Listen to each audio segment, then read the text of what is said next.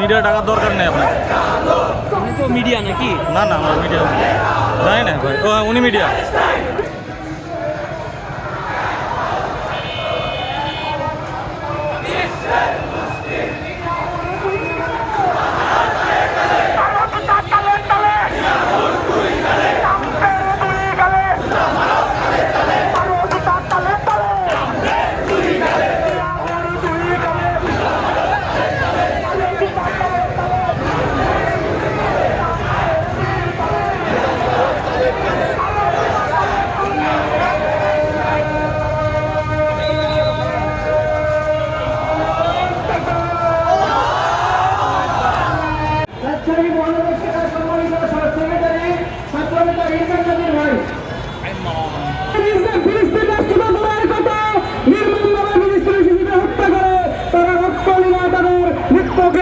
অন্যায়ভাবে ফিলিস্তিনি ভূমি গাজাকে দখল করার জন্য অন্যায়ভাবে তাদের উপর বিচার অত্যাচার জুলুম জাতিসংঘ তার ভূমিকা রাখতে ব্যর্থ হচ্ছে।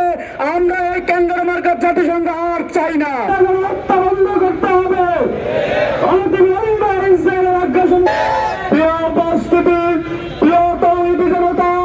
আমাদের সাথে একত্রতা পোষণ করে আজকের আয়োজন সম্পৃক্ত হওয়ার জন্য আপনাদেরকে ধন্যবাদ জানিয়ে আমি আমার কথা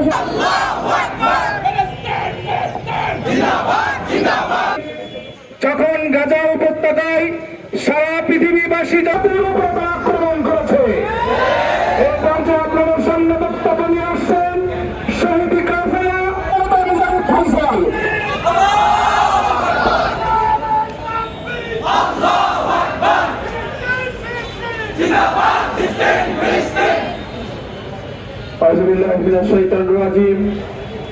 বিসমিল্লাহির রহমানির রহিম। সংগ্রামী সেক্রেটারি ছাত্রনেতা ইমরান নাজির উপস্থিত সংগ্রামী উপস্থিতি আমরা গুরুত্ব থাকার মধ্য দিয়ে প্রমাণিত হয় যে পশ্চিমা বিশ্ব সহ আমাদের এই জাতিসংঘ তারা মূলত আমাদের জাতি নিধনের যে কর্মযজ্ঞ সেই কর্মযজ্ঞের সঙ্গে তারাও সম্পৃক্ত।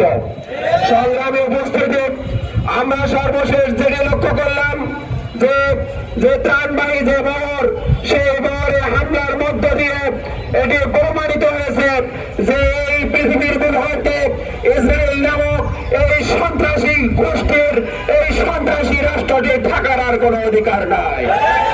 আর যদি এই সন্ত্রাসী রাষ্ট্রটি এভাবে একের পর এক সন্ত্রাসী কার্যক্রম পরিচালনা করে, একের পর এক মানবাধিকার বিরোধী কার্যক্রম পরিচালনা করে, তাহলে সেই মানব অধিকারের ঝান্ডাবাহী জাতিসংঘের আর এই পৃথিবীতে থাকার কোন প্রয়োজনীয়তা আছে বলে আমরা মনে করি না।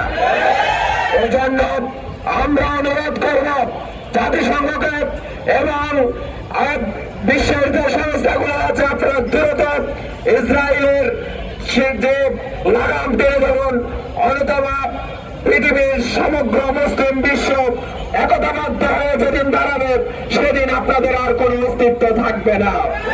আমরা বিশ্ব যে মুসলিম উম্মাহ তাদেরকে আহ্বান করতে চাই, আপনারা সেই প্রেসিডেন্ট মোহাম্মদ মুরসির মতো দাঁড়িয়ে যান। প্রেসিডেন্ট মোহাম্মদ মুরসি যখন গাজায় হামলা চালিয়েছিল সবাই মিলে হাতে হাত রেখে ওই সন্ত্রাসীদের বিরুদ্ধে রুখে দাঁড়াতে হবে। সম্মানিত তৌহিদি জনতা, বা করে কূটনীতিক মহলে আপনারা